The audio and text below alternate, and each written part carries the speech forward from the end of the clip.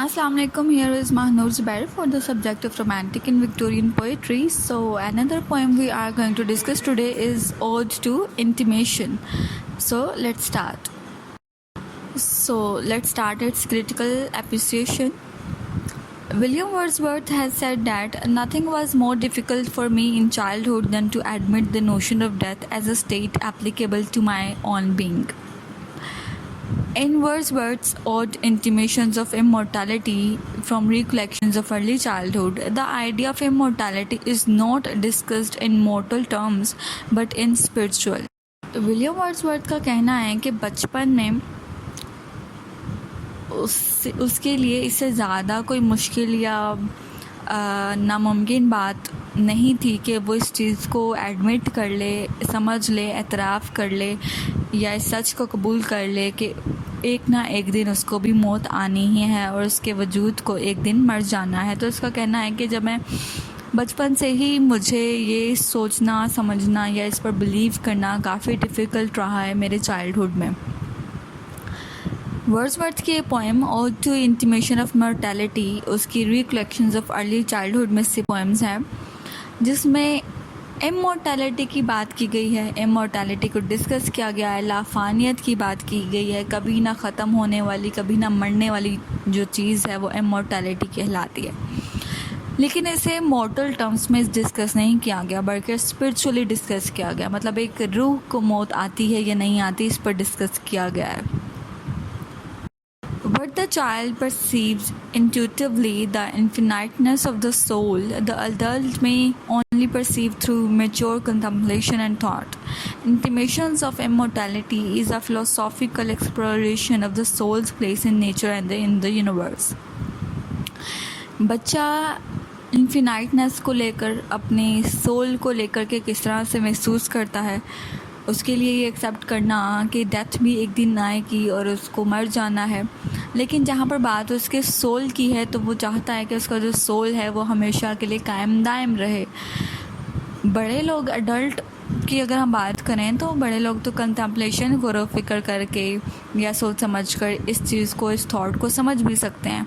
Intimations of mortality जो है एक फ़िलोसॉफ़िकल, एक नफ्सियाती लिहाज से आपके माइंड को, आपकी थॉट्स को एक्सप्लोर करने का एक तरीका है कि आपके इस सोल की, इस दुनिया में, इस यूनिवर्स में, इस नेचर में क्या जगह है।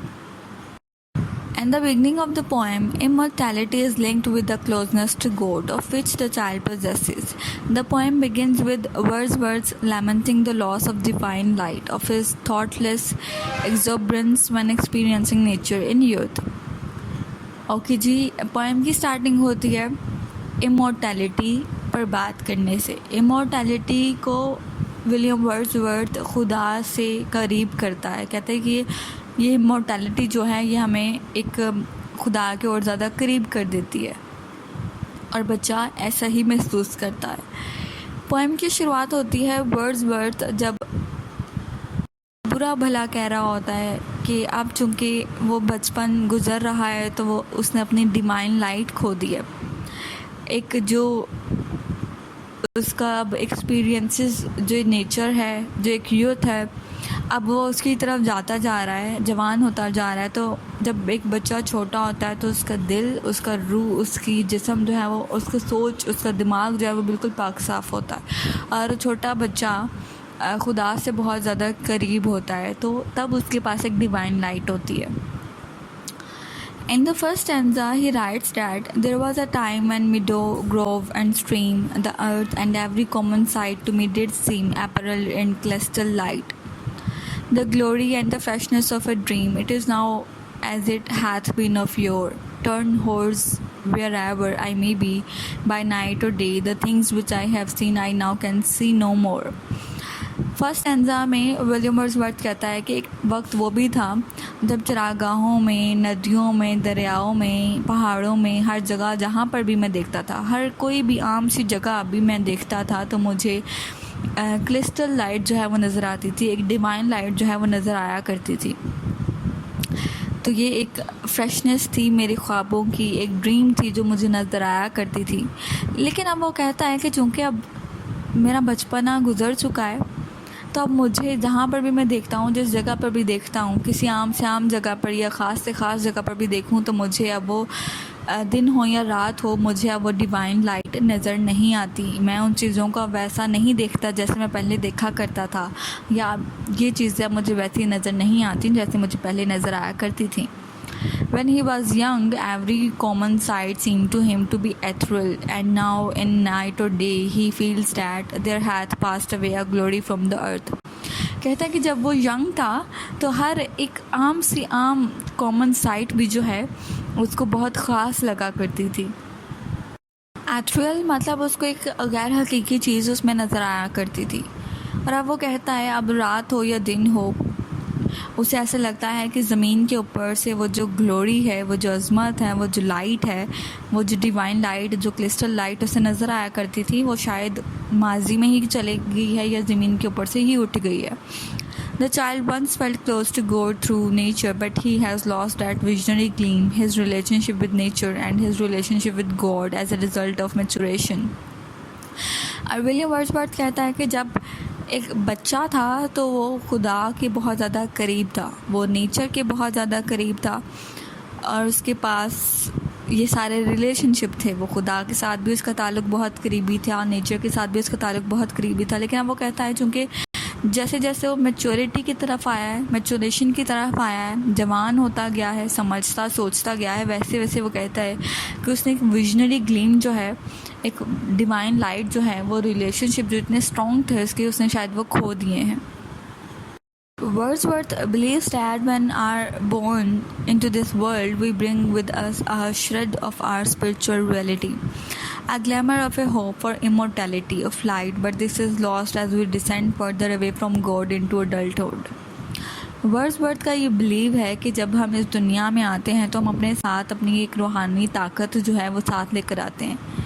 एक हमारी जो रूह की असल शनाख्त होती है, असल पहचान, असल जड़ जो होती है, जिसका हमारी रूह का ताल्लुक़ खुदा से होता है, नेचर से होता है, तो हम वो अपने साथ लेकर आते हैं।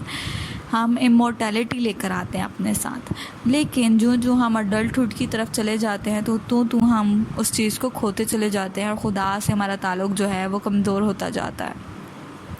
He writes, our birth is but our sleep and forgetting, the soul that rises with us, our life stars, trailing clouds of glory, do we come from God who is our home. He then compares maturation and the realization of mortality to a prison.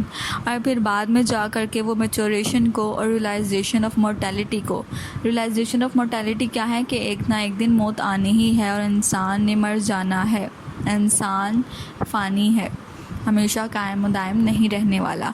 तो आगे चल कर के वो इस maturation को, इस realization of mortality को प्रिजन कहता है, एक कैद कहता है, जेल कहता है।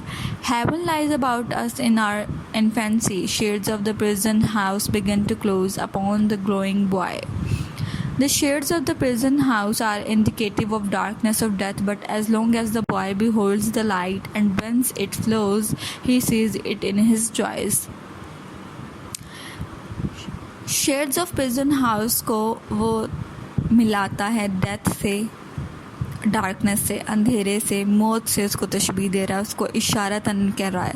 लेकिन आगे चल कर के कहता है कि जब तक लड़का जो है लाइट को थामे रखेगा, रोशनी को थामे रखेगा, तब तक जो है वो इस चीज़ को एंजॉय कर पाएगा, इसकी खुशी, इसकी दुनिया में रहने की जो मसरत है उसे महसूस कर पाएगा।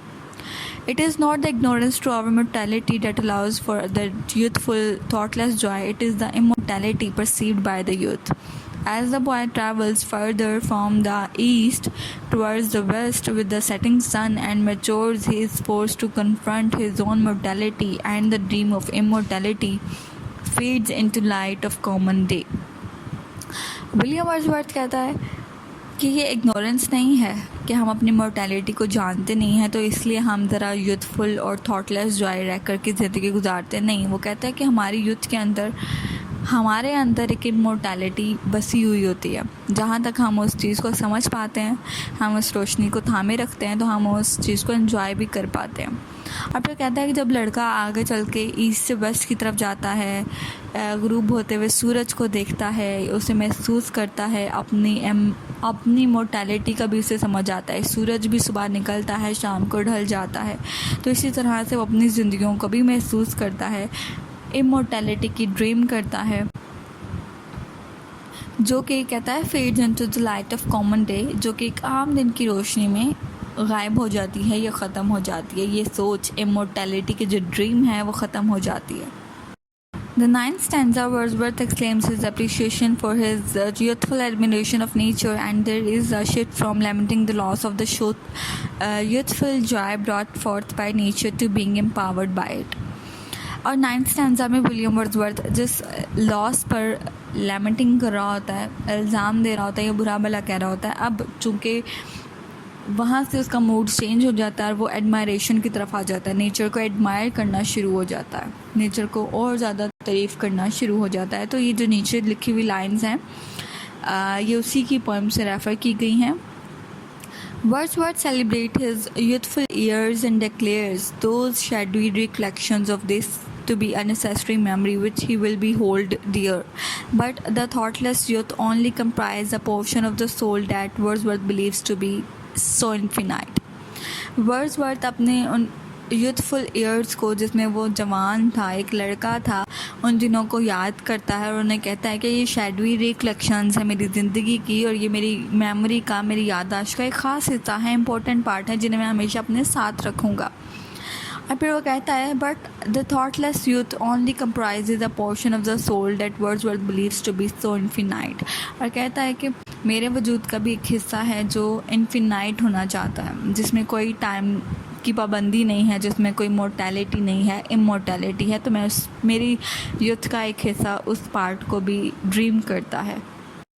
Immortality means something different to the child than the adult. Immortality, the infiniteness of the soul, is an idea that the child beholds inherently. Immortality क्या है कि जो बच्चा महसूस करता है, बड़े होकर वो उस चीज़ को महसूस नहीं कर पाते। जो डिवाइन लाइट बचपन में एक लड़का, एक छोटा बच्चा महसूस करता है, या चीज़ों को वो अलग तरीके से, अलग नज़रिए से देखता है, नेचर को, खुदा को, और उसका रिलेशनशिप खुदा के साथ और नेचर के साथ, यूनिवर्स के साथ कितना स्ट्रॉन्ग होता है। अडल्ट होने के बाद ये सारी चीज़ें गायब होती चली जाती हैं या आप उस कदर उस चीज़ को महसूस नहीं कर पाते। Immortality, the infiniteness of the soul. और इमोर्टैलिटी असल में है क्या? इन्फिनाइटनेस, कभी ना ख़त्म होने वाली चीज़। तो आपकी जो सोल है वो कभी नहीं ख़त्म होगा, कभी नहीं मरेगा, कभी उसको डेथ नहीं आएगी। तो ये एक ऐसा आइडिया है जिसे बच्चा मजबूती से थामे रखता है और बच्चा इसी चीज़ को महसूस करता है। बचपन में हमें कभी भी किसी बच्चे को अपने बचपन में ये ख्याल नहीं आता कि उसने मरना है या एक दिन उसका वजूद ख़त्म हो जाएगा, तो ऐसा कुछ नहीं होता। तो बचपन की जो इमोर्टैलिटी वाली सोच है विलियम वर्ड्सवर्थ उसे बहुत मिस करता है। The experience of Wordsworth childhood serve not as intimations of immortality or as intimations of infinity, but as psychological illusions which the poet outgrows. William Wordsworth अपने ही बचपन की अगर बात करता है तो वो कहता है कि मेरे पास या मेरे जहन में इमोर्टैलिटी की कोई सोच या कोई इतना कोई नहीं था, सिर्फ़ और सिर्फ साइकोलॉजिकल इल्यूजन्स थे। मतलब मेरे जहन के जो ख्वाहिशात थी या ड्रीम्स थी, मैं उनको लेकर के जिस तरह से पला भरा हूँ, तो वो जो चीज़ है वो मेरे अंदर रह गई हुई है। In the 10th stanza, Wordsworth celebrates the philosophic mind that can only be born from maturation. He states, "What though the radiance which was once so bring be now forever taken from my sight? We will grieve not, rather find strength is what remains behind, in the faith that looks through death, in years that bring the philosophical mind." The immortality Wordsworth discusses is not the theological term which signifies endlessness of life, but the infiniteness of the human consciousness. और 10th stanza में जा कर के William Wordsworth celebrate करता है अपने philosophic mind को, जब वो मैच्योर हो जाता है, जब वो रियलाइजेशन की सतह पर पहुंचता है, उस मुकाम पर पहुंचता है और कहता है कि ये सारी चीज़ें अडल्टहुड में आपके पास मैच्योर होने के बाद, रियलाइजेशन के बाद आती हैं। और इमोर्टैलिटी के बारे में वर्ड्सवर्थ डिस्कस करता है कि कोई थियोलॉजिकल थ्योरी नहीं है, कोई थियोलॉजिकल टर्म नहीं है कि ज़िंदगी का ख़ात्मा एंड लॉस ऑफ लाइफ को सिग्निफाई कर सके ये चीज़, but the infinite of the human consciousness. इंसान का सोल हमेशा ही रहता है, लेकिन इंसान का जो जहन है, उसका जो कॉन्शियसनेस है, वो जो है वो हमेशा से इन्फिनाइट रह सकता है। Both the child and the adult arrive at the realization of the soul's immortality. Although for the child it is realized intuitively, and for the adult it is realized through introspection and mature thoughts. अब इस poem के and पर बच्चा, एक छोटा बच्चा और एक अडल्ट जो है, दोनों इस अपनी सोल की इमोर्टैलिटी को रियलाइज़ कर लेते हैं। बच्चा तो रियलाइज़ करता है अपनी सेंसेस की वजह से, अपने खुदा के और नेचर से ताल्लुक़ होने की वजह से, स्ट्रॉन्ग रिलेशन होने की वजह से, एक डिवाइन लाइट होने की वजह से उस ताल्लुक़ वो महसूस कर लेता है, रियलाइज़ कर लेता है। लेकिन एज अ अडल्ट वो रियलाइज़ करता है अपने आप पर गौर व फिक्र करने से, अपनी मेच्योर थॉट्स की वजह से वो रियलाइज़ करता है अपनी सोल की इमोर्टैलिटी को। In the end Wordsworth is grateful for the loss of the childlike zeal in nature, for he believes he has been given abundant recompense for the loss of it. He has gained a philosophic mind. He writes that although the innocent brightness of a newborn day is lovely, yet he must give thanks to be the human heart by which we live, because it is very mortality that gives way to the immortality of the soul. आखिर में and पर William Wordsworth अपने उस child like बचपन को, उस nature को, उस थॉट को खो करके खुश होता है कि चलो अच्छा है कि मैं रियलाइज़ कर गया हूँ, मैं मैच्योर हो गया हूँ। तो वो उसको अब ज़्यादा देर तक लॉस नहीं कहता अपना, कहता कि मुझे नेचर ने बहुत कुछ एज अ अडल्ट भी देखने को और समझने को दिया है, कि मैंने एक फ़िलोसॉफिकल माइंड जो है वो हासिल कर लिया है, मैंने कॉन्टेम्पलेशन की है, मैं इंट्रोस्पेक्शन की है, मैंने रियलाइजेशन की है, मैं मैच्योरिटी तक आया हूँ। और फिर वह कहता है कि जो हमारे वजूद का जो ये दिल है जिसमें हम रहते हैं और जिसकी वजह से रहते हैं, हमें इसका शुक्र अदा करना चाहिए कि हमारे इस वजूद की वजह से ही हमारी जो रूह है वो हमेशा के लिए इमॉर्टल हो जाती है।